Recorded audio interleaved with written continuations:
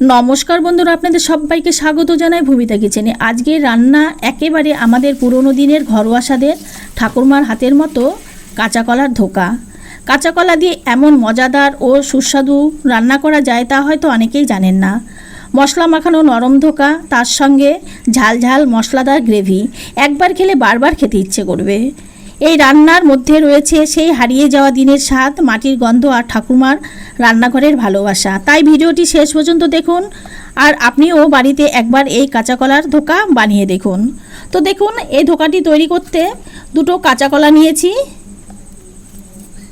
কাঁচা কলা দুটোকে আমি লম্বা লম্বা করে চিড়ে একটু প্রেসার কুকারে দিয়ে একটু সিটি দিয়ে সেদ্ধ করে নেব। তো দেখুন, এবার আমি ভালো করে ধুয়ে নেব। ধুয়ে প্রেসার কুকারে দিয়ে দেব। দিয়ে সামান্য পরিমাণ লবণ, সামান্য পরিমাণ হলুদটা দেবো এই কারণেই, কাঁচা কলার যে একটা কষ থাকে সেই কষটাই হলুদের জন্য বেরিয়ে যাবে। তো একটা সিটি দিয়ে নিলাম, সেদ্ধ হয়ে গেছে। এবার আমি ঢেলে ঠান্ডা করে নেব। তো একটা পাত্রে আমি ঢেলে নিলাম। এবার কাঁচা কলার যে খোসাটা আছে সেটাকে আমি ছাড়িয়ে নেব।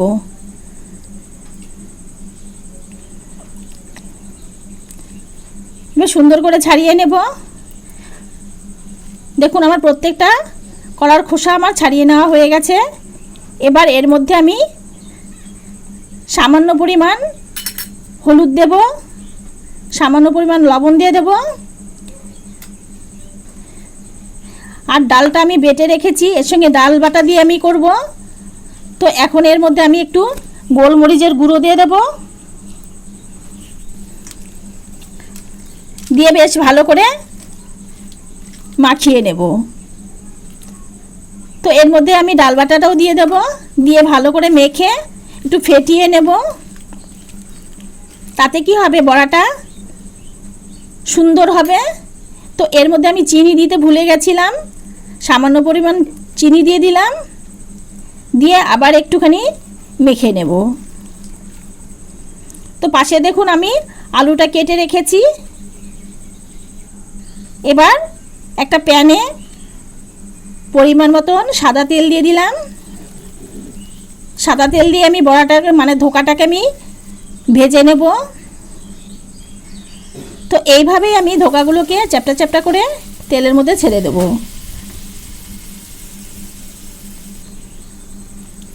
তো দেখুন, আমি ধোকাগুলোকে সব দিয়ে দিয়েছি। এবার উল্টিয়ে পাল্টিয়ে লাল লাল করে ধোকাগুলো আমি ভেজে নেব। তো দেখুন, ধোকাগুলো আমার ভাজা হয়ে গেছে। এবার উঠিয়ে নেব।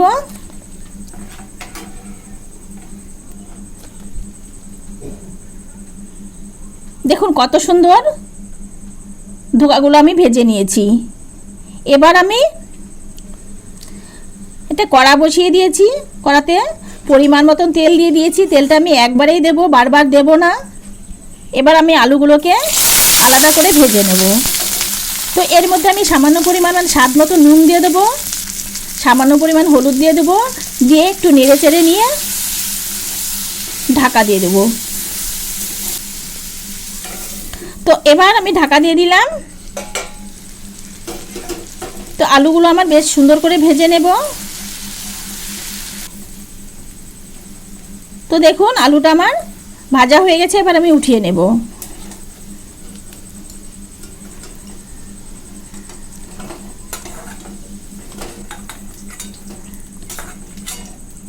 এবার ওই তেলেই দুটো শুকনো লঙ্কা, তেজপাতা ফোড়ন দিয়ে দেবো। একটু নেড়ে চেড়ে নিয়ে গোটা জিরে ফোড়ন দিয়ে দেবো। জিরে থেকে একটা সুন্দর গন্ধ ছাড়ার সঙ্গে সঙ্গে একটুখানি লবঙ্গ, দারচিনি, এলাচ থেতো করে রেখেছিলাম, সেটা আমি দিয়ে দিলাম। তো এবার আমি এর মধ্যে কয়েকটুকু টমেটো কুচি দিয়ে দেবো। টমেটোটাকে বেশ ভালো করে ভেজে নেব, তাছাড়া টমেটো থেকে কাঁচা গন্ধ ছাড়বে। তো আমি আগে থেকে আদা, জিরে, লঙ্কা একসঙ্গে বেটে রেখেছিলাম আলাদা আলাদা করে। তার মধ্যে কিছুটা পরিমাণ হলুদ দিয়ে জল দিয়ে গুলে নেব। একটু জল দিয়ে মশলাটা কষানো হলে মশলা থেকে কাঁচা গন্ধটা চলে যায়। এবার আমি মশলাটা দিয়ে দিলাম। তো একটু কালার হওয়ার জন্য কাশ্মীরি লঙ্কার গুঁড়ো দিয়ে দিলাম। তো দেখুন মশলা থেকে আমার তেল ছেড়ে দিয়েছে। এবার আমি আগে থেকে ভেজে রাখা আলুগুলো দিয়ে দেবো। তো সুন্দর করে একটু কষিয়ে নেব। মশলা কষানো হলে তবেই যে কোনো রেসিপির স্বাদ ভালো আসে। তো এবার আমি গরম জল দিয়ে দিলাম। গরম জল দিলেও ঝোলের স্বাদ ভালো হয়। তো এবার আমি ঢাকা দিয়ে দেবো। 5 থেকে 6 মিনিট বাদে ঢাকাটাকে উঠিয়ে দেখে নেব যে আলুটা আমার পুরোপুরি সেদ্ধ হয়েছে কিনা। তো দেখে নিলাম আলুটা সেদ্ধ হয়ে গেছে। এবার আমি ধোকাগুলোকে দিয়ে দেবো।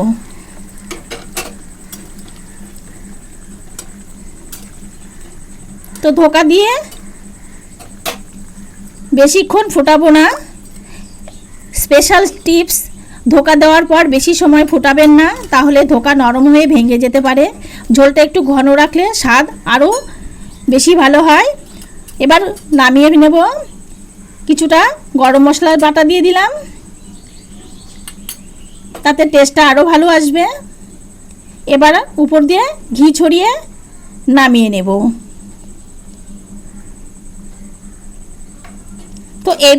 তো এবার আমি নামিয়ে নেব।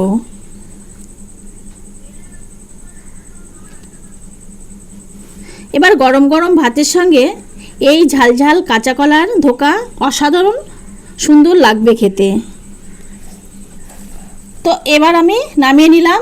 তো আমার রেসিপিটা কেমন লাগলো, যদি ভালো লেগে থাকে তাহলে অবশ্যই একটা লাইক কমেন্ট শেয়ার করতে ভুলবেন না। আর এরকম নিত্য নতুন রেসিপি পেতে প্লিজ আপনারা আমার চ্যানেলটি সাবস্ক্রাইব করে রাখবেন। আর সবার আগে নোটিফিকেশন পাওয়ার জন্য অবশ্যই পাশের বেল আইকনটি ক্লিক করে রাখবেন। সবাই খুব ভালো থাকবেন, সুস্থ থাকবেন। ধন্যবাদ। দেখা হবে পরবর্তী ভিডিওতে।